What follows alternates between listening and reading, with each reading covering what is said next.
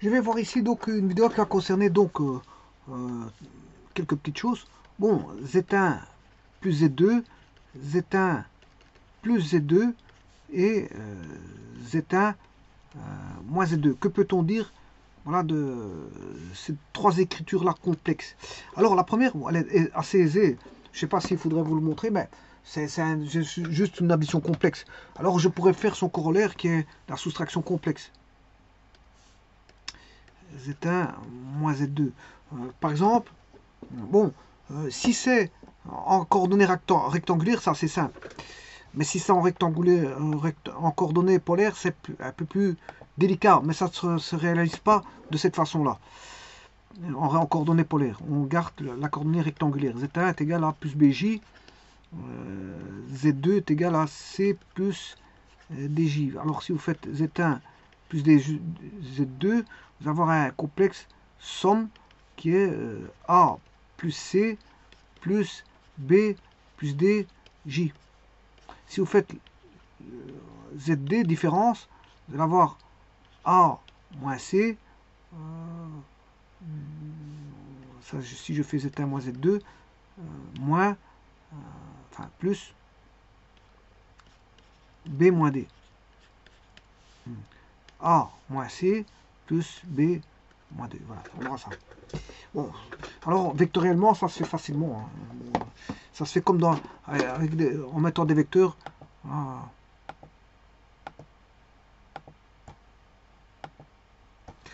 Je vais mettre A, B, C, D. A plus B, ça se fait en coordonnées rectangulaires. C'est mieux, parce que ça ne se réalise pas facilement, je veux dire, avec des formes polaires.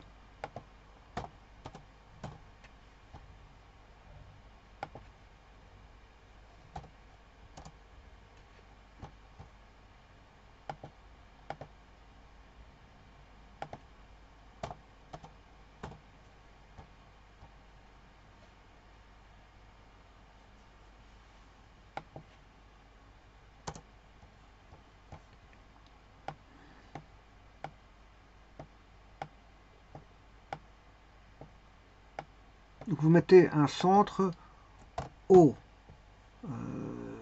0, 0, vecteur O virgule Z1, vecteur O virgule Z2. Voilà, O Z1, Z2. Alors si vous faites l'addition, ben, c'est comme si on faisait le vecteur U plus V. Voilà. Effectivement, si je fais Z1 plus Z2,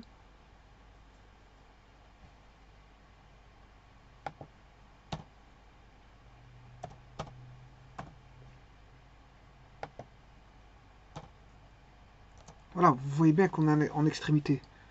Maintenant, si vous devez faire une soustraction, voilà, au niveau vectoriel, vous additionnez l'opposé, tout simplement. Voilà.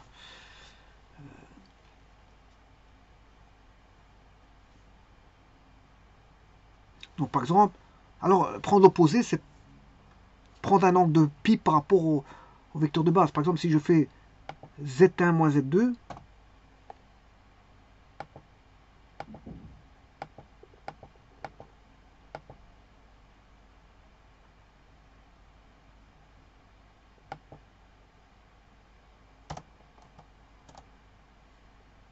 Z4 qui se trouve là-bas, eh bien, c'est tout simplement de faire le vecteur U moins V.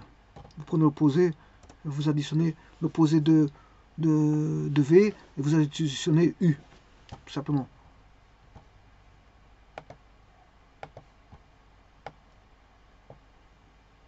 Bon, alors, maintenant, je vais voir, ça je viens de voir, les additions, voilà, Z1, Z2 au-dessus. Maintenant, je vais voir les modules, Z1 plus Z2. Alors là, pour les modules,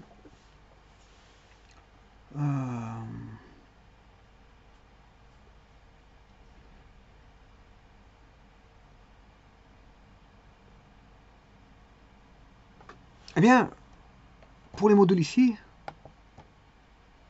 la somme. Je vais d'abord voir la somme, ou voir la différence. Je peux voir la différence d'abord, et puis voir la somme.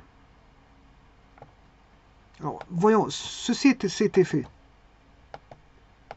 Voilà, maintenant, je vais voir la différence ici.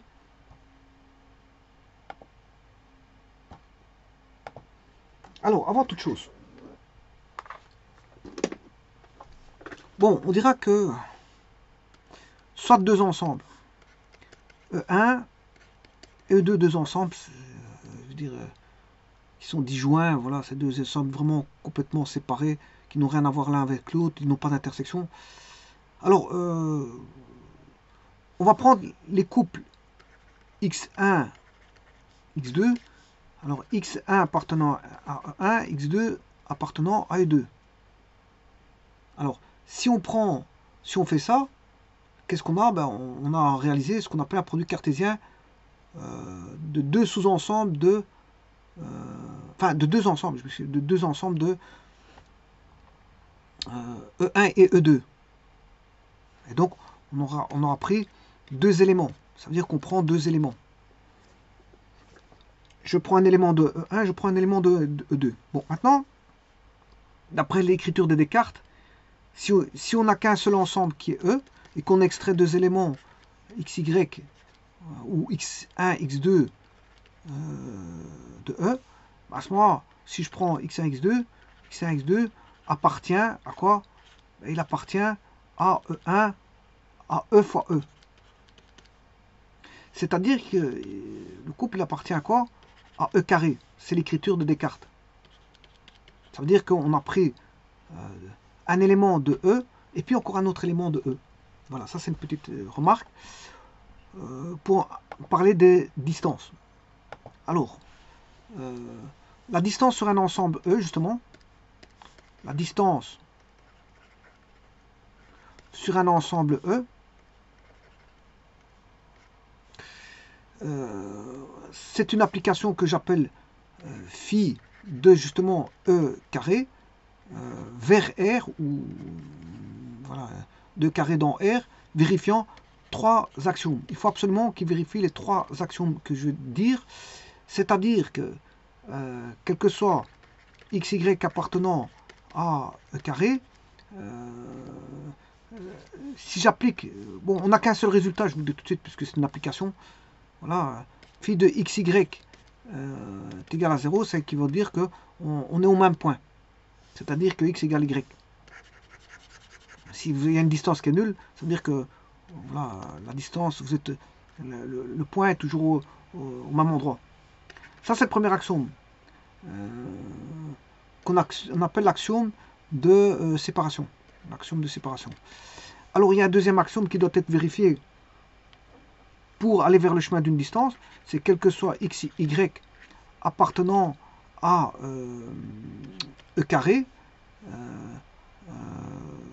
l'axiome de symétrie dit que phi de xy est égal à phi de yx. Et ça, quel que soit xy que vous allez prendre de E carré. Ça veut dire que vous allez du point A au point B, ou du point B au point A, je veux dire,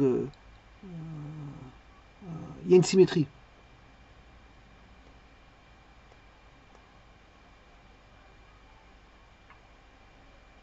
Il y a une symétrie, il y a un effet de symétrie. C'est-à-dire la distance de x à y, ou la distance de x à y ou de y à x est la même. Parce que c'est pas parce que on est quelque chose sur un plan qui serait plat, enfin on est sur quelque chose qui serait pas et pas, je veux dire, ondulé. Donc fatalement, si c'est un point plat dans un plan d'un point A à un point B, ben, je veux dire, du B à A ou de A à B, c'est la même chose. C'est pas que vous avez changé de chemin. Vous faites voilà, vous faites un chemin aller-retour, c'est toujours la même distance. Voilà. Troisièmement, ben ça c'est l'axiome de symétrie, ce que je viens de dire. Un troisième axiome, et ça doit être vérifié simultanément, hein, pour avoir bien sûr une distance, quel que soit xy appartenant à E carré, et quel que soit yz aussi appartenant à E carré, phi de xy plus phi de xz est plus grand ou égal à phi de xz. Bon, vous reconnaissez l'inégalité triangulaire, et si vous avez l'égalité, c'est qu'on est sur une ligne. Tout est aligné. Tout est aligné. Et donc, quand on a les trois critères là, on dit que E, l'espace, l'ensemble E, doué d'un élément de calcul qui est une application phi et qui, voilà, répond aux trois axiomes précédents. Si on a vraiment les trois axiomes, eh bien à ce moment-là, on a un espace métrique. E phi est un espace métrique. E phi est un espace métrique. Alors bien sûr, cette application qui est la distance de E carré vers R,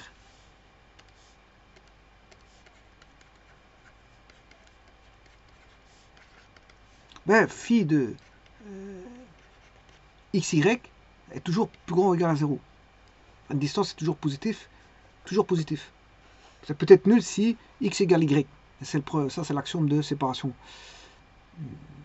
Alors, les trois axiomes impliquent donc la positivité de la distance. Donc c'est une condition nécessaire pour avoir la distance, mais ce n'est pas suffisant. Parce que pour que ce soit suffisant, il faut les trois critères. En tout cas, si on voit que c'est positif, c'est déjà ça. Elle est éligible pour être une distance, mais c'est pas encore... voilà, c'est une condition nécessaire, mais pas suffisante. Pour que... il faut encore continuer. C'est ça qu'il faut dire. Phi est positif, c'est bien, mais c'est pas assez. C'est pas assez. Donc, pour que phi ait des chances d'être une distance, il faut que, pour qu'elle soit éligible, il faut déjà au moins que on ait une distance positive, mais c'est pas assez. Donc, c'est pour ça que c'est une condition nécessaire. Alors maintenant, si on en revient au complexe, la même théorie abordée pour les complexes,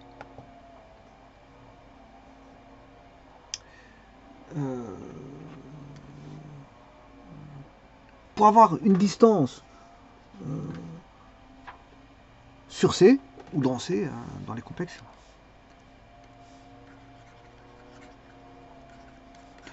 une distance sur C, bon, quel que soit Z1, Z2 appartenant à C carré, deux complexes, si je prends deux complexes, quels que soient les deux complexes que je prends appartenant à C carré, associés bien sûr, Z1 est la fixe de P1 et Z2 la fixe de P2, ce sont deux points. Voilà, deux points. Avec leur vecteur OP1 par rapport à l'origine et OP2. Voilà. La distance entre P1 et P2, distance P1 P2, qu'on écrit comme ceci, distance P1 P2. Voilà.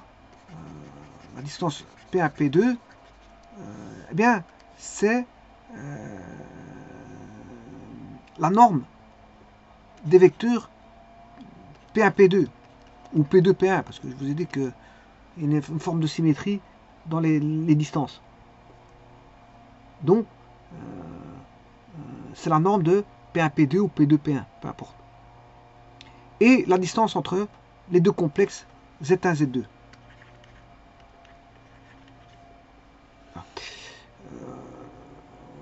Et on peut les écrire avec la notation complexe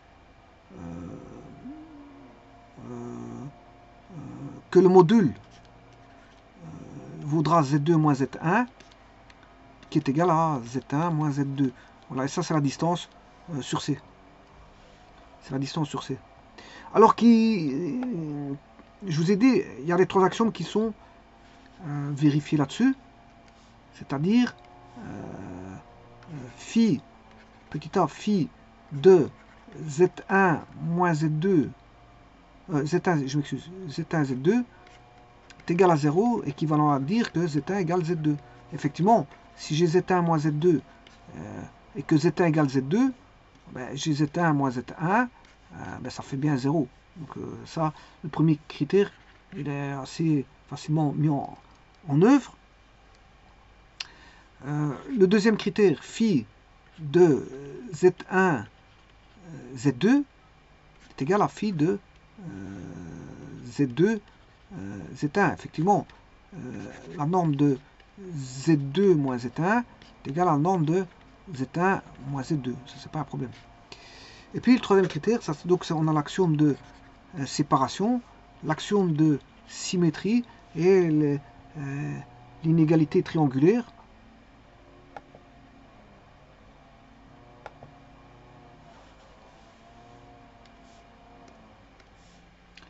Le troisième axiome, c'est phi de, quel que soit Z1, Z2 appartenant au complexe, et Z2,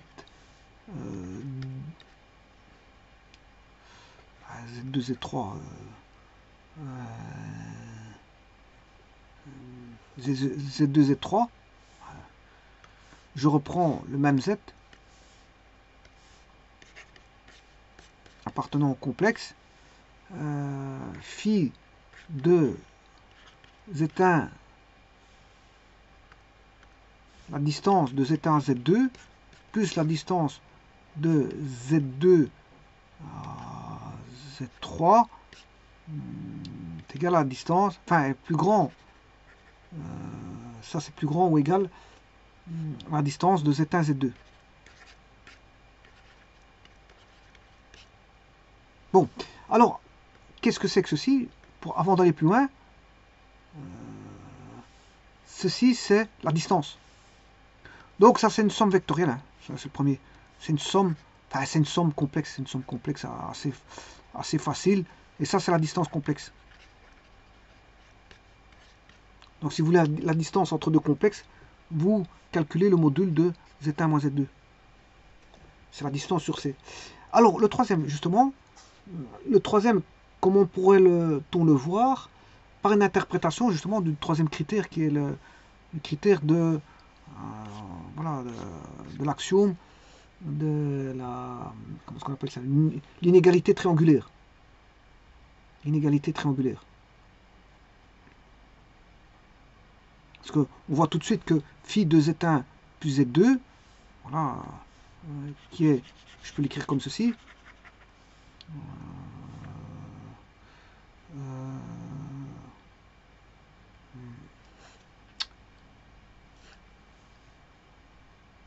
donc Z1 moins Z2 plus Z2 moins Z3 est plus grand ou égal à distance de Z1 moins Z3. Z2 moins Z3. Z1, Z2. Ouais, Z2, Z3. Z1.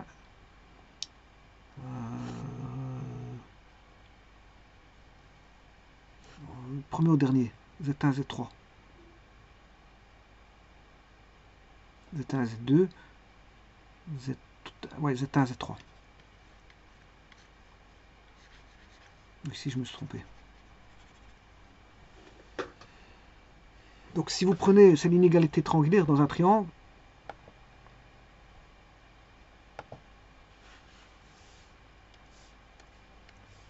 Ça plus ça, c'est toujours plus grand que le troisième côté. C'est normal, parce que vous faites la somme de deux côtés. C'est normal qu'il soit...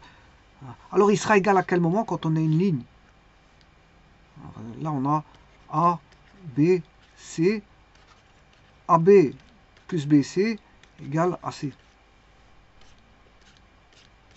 Mais dans un triangle, A, B, C, si vous faites AB plus, dès le moment où vous faites deux côtés, ben, les deux côtés seront plus grands, strictement plus grands pour les triangles que AC.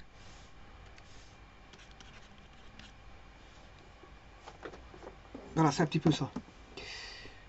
Simplement en ligne droite. Donc, c'est une triangularisation. À gauche, c'est une triangularisation. À droite, c'est en ligne droite.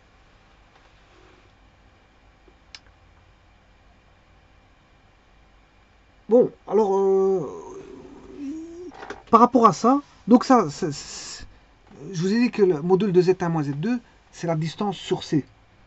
C'est la distance sur C. Bon, maintenant, je vais voir la somme. La somme qui est ici. C'est aussi, je veux dire, une inégalité aussi. Hein. Je vous le dis tout de suite. Bon, mais avant toute chose, avant de voir cette inégalité, je vais te la démontrer. En fait, vous allez avoir une inégalité de la sorte Z1 plus Z2 en module. C'est toujours plus petit que Z1, module de Z1 plus le module de Z2. Voilà. Et donc ça a à voir avec les propriétés des modules. Hein. Vous aurez compris. Alors c'est pour ça que je vais voir quelques propriétés avant de démontrer ça. Si on a Z, module de Z et module de Z bar, deux complexes conjugués au même module. Je dirais même que l'opposé a même module. Donc conjugué, module, enfin conjugué et opposé au même module que le complexe de départ.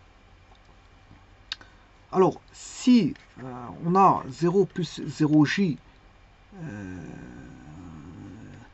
qui est différent de z, donc z est différent de 0 plus 0j, en ce moment, s'il existe un inverse, eh bien, je peux calculer l'inverse en calculant d'abord le module et puis l'inverse. C'est-à-dire que le module d'un inverse est égal à l'inverse du module. Alors, la partie réelle de z, vous aurez compris qu'elle est plus petite que le module de z. Bon, ça peut se comprendre en voyant la partie réelle au carré plus la partie imaginaire au carré, racine carrée, bon, c'est égal au module de z. Donc, si on a une somme ici, ben, le module, ça plus ça au carré, on ressent l'inégalité triangulaire. Voilà, carré, mz carré, et attention qu'ici je peux mettre z au carré, mais à ce moment-là, j'enlève la racine carrée. C'est du Pythagore. Ben, bon, voilà. Si j'en prends qu'un seul, si ça plus ça fait le module au carré, ben, vous aurez compris que RZ est beaucoup plus petit que RZ est plus petit que Z, et idem pour IMZ qui sera plutôt égal au module de Z.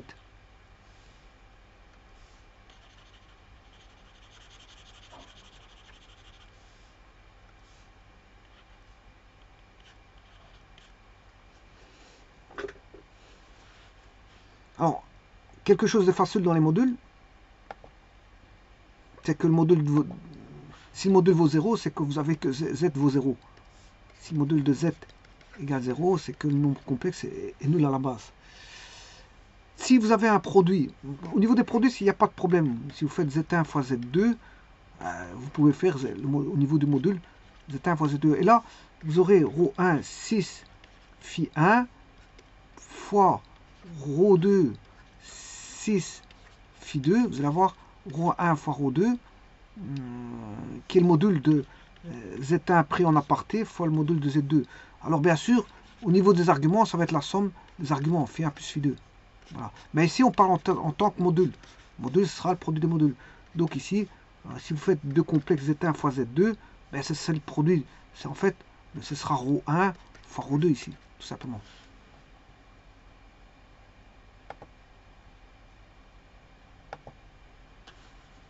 Qui est une homothétie.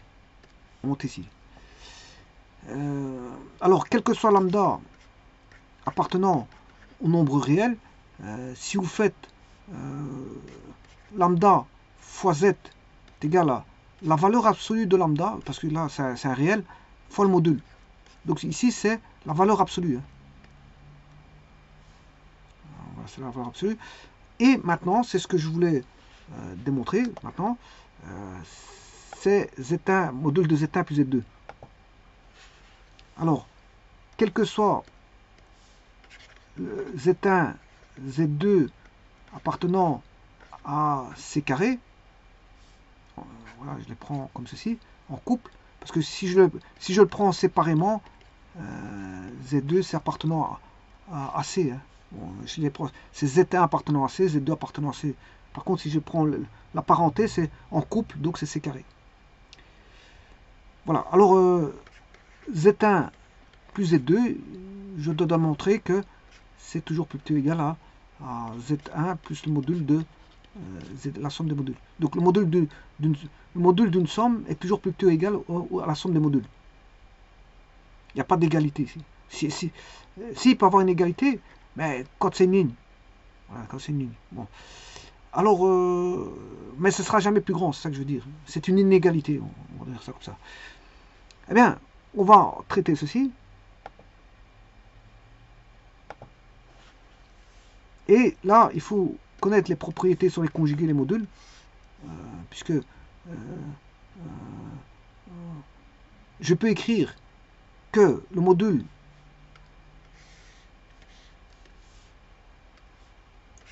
de Z1 plus Z2, je vous rappelle qu'un complexe Z est égal à racine carrée de, en module, c'est Z fois Z bar.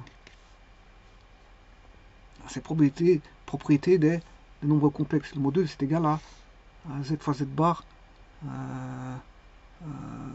racine carrée. Un nombre fois son conjugué, pris en racine carrée, c'est le module. Voilà. Et donc, si je fais ça ici, ben, c'est Z1 plus Z2 fois Z1 plus Z2 bar. Alors là, on a déjà une propriété sur les conjugués. Z1 plus Z2, la somme des conjugués, c'est la conjuguée d'une somme, c'est la somme des conjugués.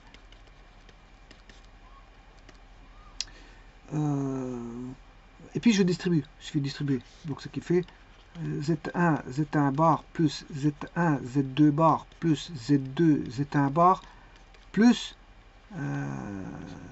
Z bar au carré. Alors, non, je m'excuse. C'est pas ça. C'est Z2 fois Z2 fois Z2 bar. Z2 fois Z2 bar. Alors, Z1 fois Z1 bar, c'est le module de Z1 mais au carré plus Z1 Z2 bar plus Z2 Z1 bar plus, et là aussi c'est le module de Z2 au carré.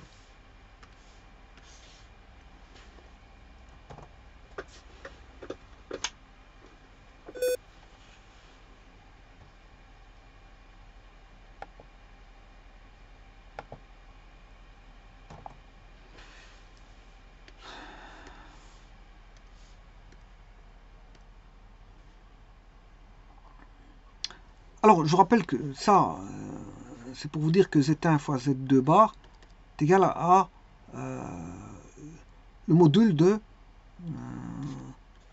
Z1 bar fois Z2. Bon, et alors, Z1, Z2 bar plus Z2, Z1 bar, c'est deux fois la partie réelle de Z1 fois Z2 bar plus le module de Z1 au carré, module de Z2 au carré.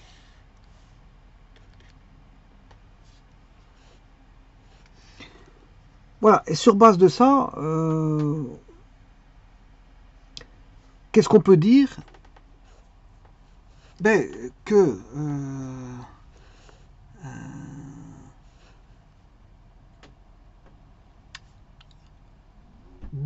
que la partie réelle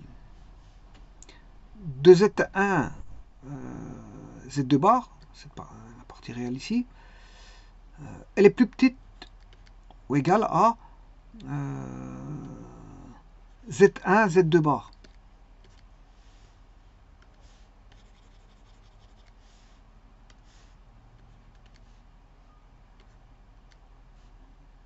Alors, Z1, Z2 bar, qui elle vaut Z1 fois Z2 bar, qui elle vaut Z1 fois Z2. Parce que de complexe, le module du conjugué, le module du nombre complexe, il est égal. Donc ce qui veut dire que je peux remplacer par Z1 module Z1 carré plus 2 fois le module de Z1 fois Z2 plus module de Z2 carré. Voilà, et ça, c'est racine carrée de Z1 au carré plus, enfin Z1 plus Z2 au carré.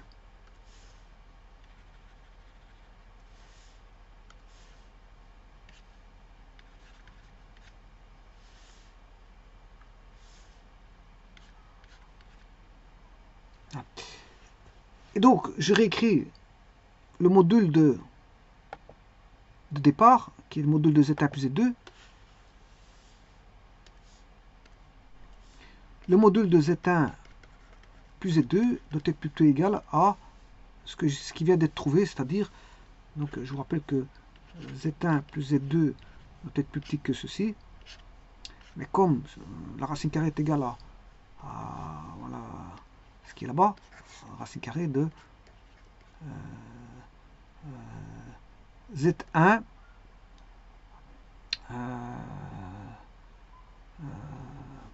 plus Z2 le tout au carré.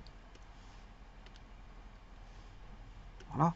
Et bien sûr, le carré, je peux l'enlever avec la racine carrée. Ce qui démontre que Z1 plus Z2 est toujours plus petit que Z1, module de Z1 plus le module de Z2. Alors, quand est-ce qu'il y aura l'égalité? Ben, vous aurez compris que l'égalité aura lieu quand c'est aligné. Alors, ça, c'est quand c'est triangulaire. Et ça, c'est quand c'est linéaire. Linéaire, c'est sur une ligne.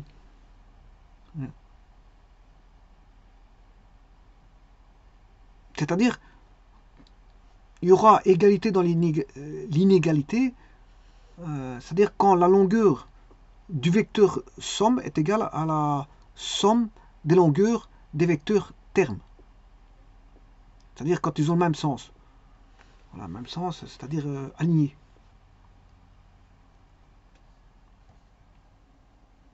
Alors, je peux faire une petite preuve au niveau algébrique. Alors, la partie réelle de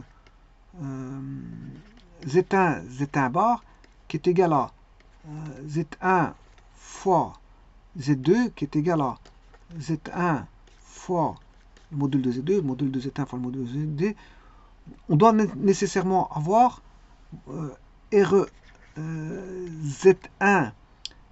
Z2 bar qui appartient à R+. Voilà, il faut déjà qu'il appartienne à R+, parce que c'est un module c'est positif. Si je prends Z1 est égal à A1 plus B1J et Z2 est égal à A2 plus B2J, on doit avoir donc normalement A1 A2 plus B1 B2 qui est égal à racine carrée de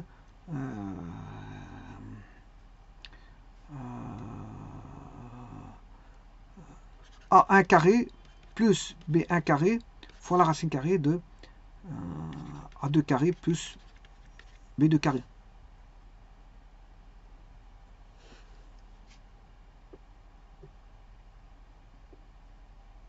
Donc si je mets au carré dans chaque membre, on aura A1, A2 plus B1, B2 au carré est égal à A1 carré plus B1 carré plus, enfin, fois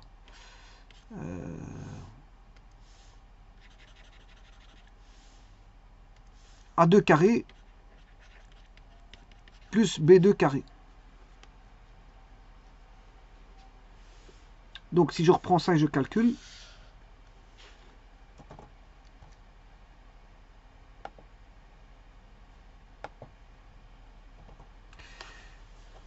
bon, on aura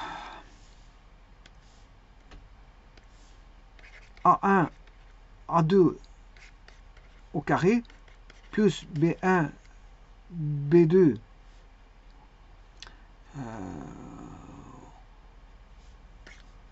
au carré plus 2A1, A2, B1, B2 est égal à, membre de droite, A1, A2,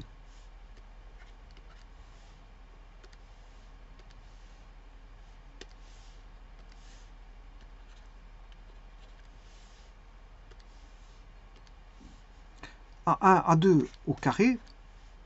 Donc ces deux-ci vont déjà s'éliminer. Bon, en faisant celui-là multiplié par celui-là. Puis j'aurai B1, B2 au carré, plus B1, B2 au carré. Celui-ci va s'éliminer avec celui-ci. Et qu'est-ce qui va rester? Il va rester A1, B2 plus A2, B1, tous les deux au carré.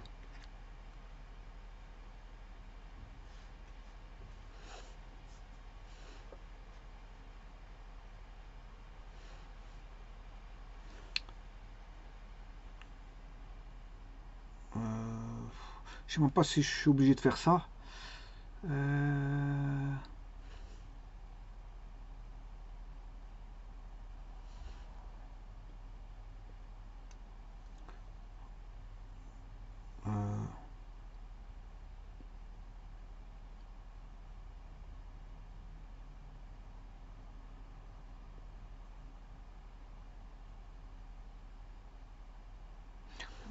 Bon, c'est pas grave.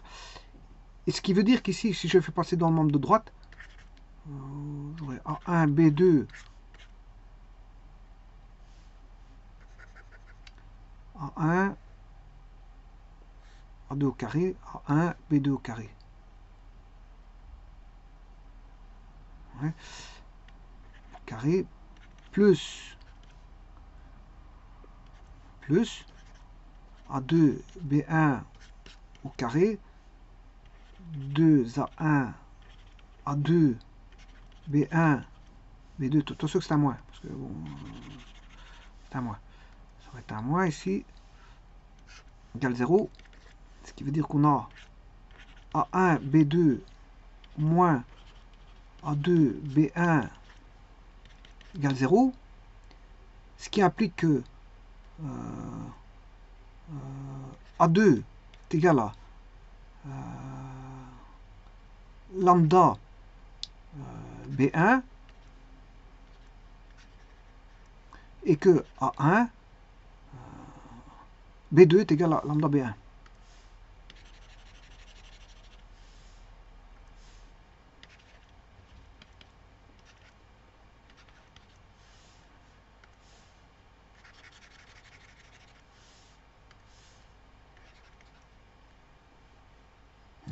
Et donc vous voyez qu'ici ça se fait simultanément avec lambda bien sûr appartenant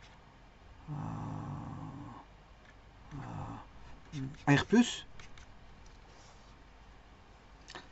Et donc qu'est-ce qu'on peut dire? Je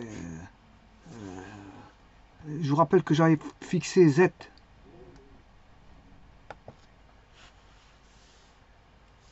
Z1 est égal à A1 plus B1J, Z2 est égal à A2 plus B2J.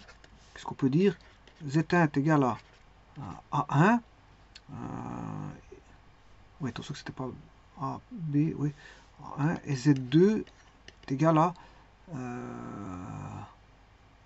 lambda A1 plus B1J plus lambda B2J.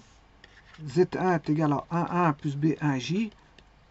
Z2 est égal à lambda A1 plus B2J. Donc comment sont les vecteurs Z1 et Z2? Ils sont collinaires. Z1 est égal à Z2 est égal à lambda Z1. Donc ils sont collinaires, c'est-à-dire parallèles, des directions parallèles. Ce sont ces deux vecteurs de direction parallèle. Donc ça veut dire que il y aura l'égalité dans l'inégalité quand la longueur du vecteur somme est égale à la somme des longueurs des vecteurs termes, c'est-à-dire en d'autres termes que les vecteurs sont alignés, donc on n'a pas une triangularisation mais une linéarisation, c'est en ligne. c'est en ligne.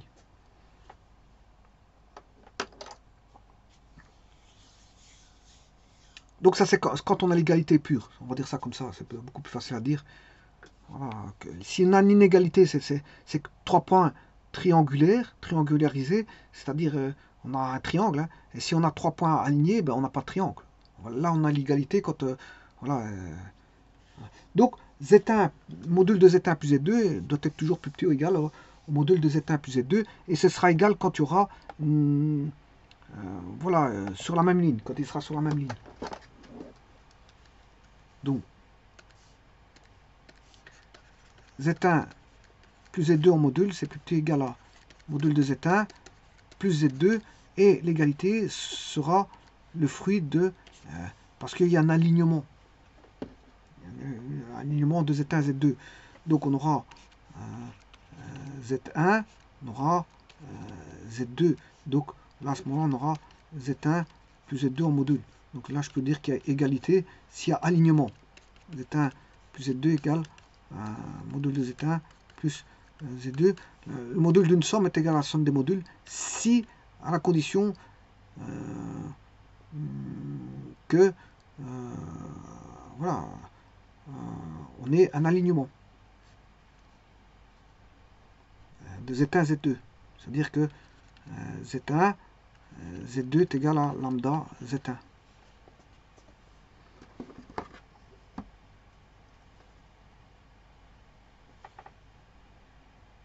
Et voilà. Et donc, vous voyez que là, qu'est-ce qu'on a au départ? Là, c'est une distance. Le premier, c'est la somme. Bon, on peut le faire par des sommes vectorielles. C'est une somme de complexes. Celui-ci, une différence de complexe. Celui-là, il faut bien dire que ça fait, c'est plus petit ou égal à la somme de Z1 plus Z2. Et le troisième, c'est une distance sur C. C'est pas la même chose.